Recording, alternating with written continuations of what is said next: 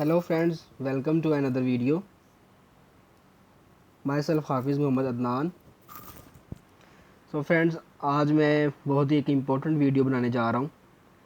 आज हमारा टॉपिक है लैपिंग, ओवरलैपिंग। जो स्टील बार में ओवरलैपिंग होती है उसके रिलेटेड ये हमारा आज टॉपिक है। फ्रेंड्स, आप देखेंगे,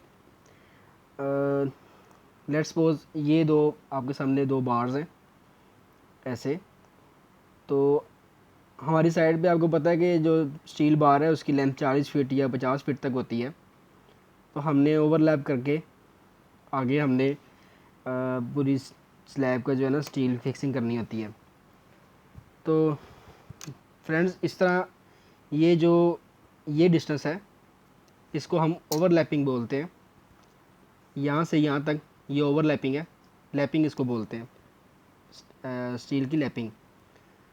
सो आज हम ये सीखेंगे कि हम ये ओवरलैपिंग कैसे करते हैं और ये लैपिंग फाइंड कैसे करते हैं। लैपिंग फाइंड करने का जो फार्मूलाज़ हैं उसके बारे में हम जानेंगे। ये बहुत ही इम्पोर्टेंट टॉपिक है, इंटरव्यूज़ में भी इसके बारे में बहुत ज़्यादा क्वेश्चन किए जाते हैं, लेकिन अक्सर स्टूडेंट्स को ये नहीं पता होता कि स्लैब में ओवरलैपिंग का जो फार्मूला है वो डिफरेंट है और कॉलम में और बीम्स में डिफरेंट है। सो जो है वीडियो को लास्ट तक देखें, आपको बहुत ज़्यादा इन्फॉर्मेटिव वीडियोस इन्फॉर्मेशन मिलने वाली है। सो व्यूअर्स हमारे साथ रहें।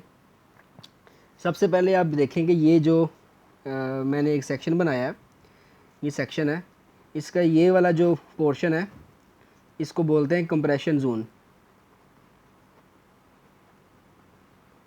Compression zone. और ये वाला जो है इसको हम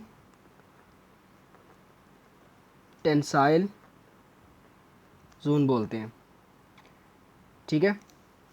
और ये इसके बिल्कुल सेंटर में ये न्यूट्रल एक्सिस है, इसको न्यूट्रल एक्सिस बोलते हैं, ठीक है। तो टैपिंग फाइंड करने का जो फार्मूला है वो स्लैब में और कॉलम में और बीम में बिल्कुल डिफरेंट है।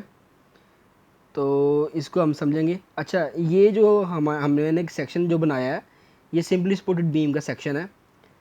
अब अगर टेंसाइल कैंटिलीवर बीम होगा तो उसमें टेंसाइल ऊपर होती है और कंप्रेशन नीचे होती है, ठीक है। जैसे एक मैं जल्दी से एक मैं सेक्शन बनाता हूँ, ठीक है।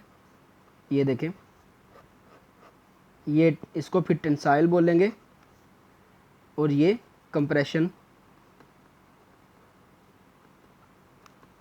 जोन होगा, ठीक है। अच्छा फ्रेंड्स, ये न्यूट्रल एक्सिस है, ये कैंटिलीवर बीम है, ठीक है। और ये सिंपली सपोर्टेड बीम का सेक्शन है। हम अब वीडियो अपनी जो है टॉपिक की तरफ जाते हैं।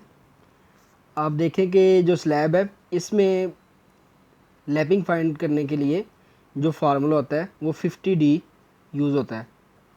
50D, D for dia of steel bar, dia of steel bar. So 50, let's suppose हमारे पास इसका जो डाया है वो 8 mm है, 8 mm है। तो हमारे पास आंसर आएगा 400 mm। इसी तरह जो जो सिंपली सपोर्टेड बीम है उसमें जो टेंसाइल जोन है उसमें लैपिंग फाइंड करने का जो फार्मूला है वो 40D है, 48 mm। सो हमारे पास 320 mm आंसर आएगा। इसी तरह अगर कंप्रेशन जोन है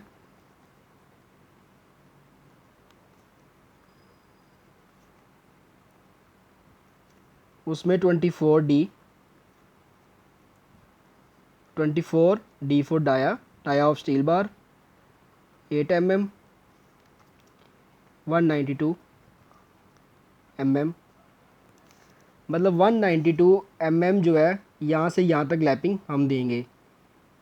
ठीक है, टेंसाइल जोन में अगर ये 8 mm की बार है तो यहाँ से यहाँ तक हम 320 mm लैपिंग हम प्रोवाइड करेंगे।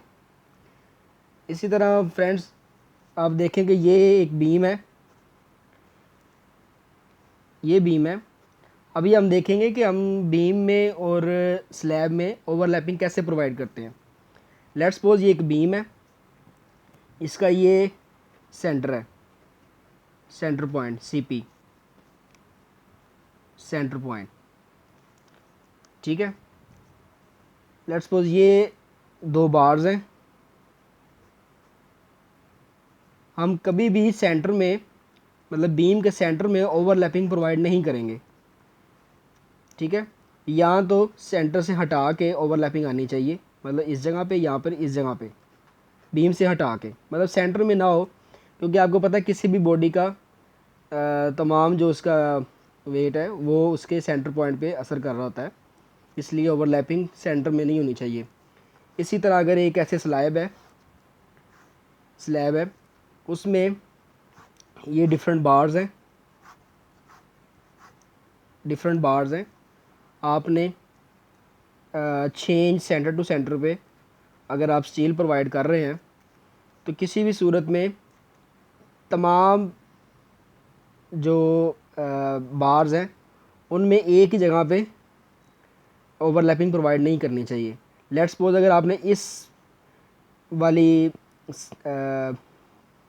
बार में ओवरलैपिंग इस जगह पे प्रोवाइड की है तो फिर दूसरी बार में इसके बिल्कुल ऑपोजिट इस जगह पे नहीं करनी चाहिए, बल्कि यहाँ पर या यहाँ पर किसी भी जगह पे ओवरलैपिंग प्रोवाइड करनी चाहिए। या फिर यहाँ पे प्रोवाइड की या फिर एक बार छोड़ के दूसरी बार में इस जगह पे प्रोवाइड करें, फिर एक बार छोड़ के इस जगह पे प्रोवाइड करें।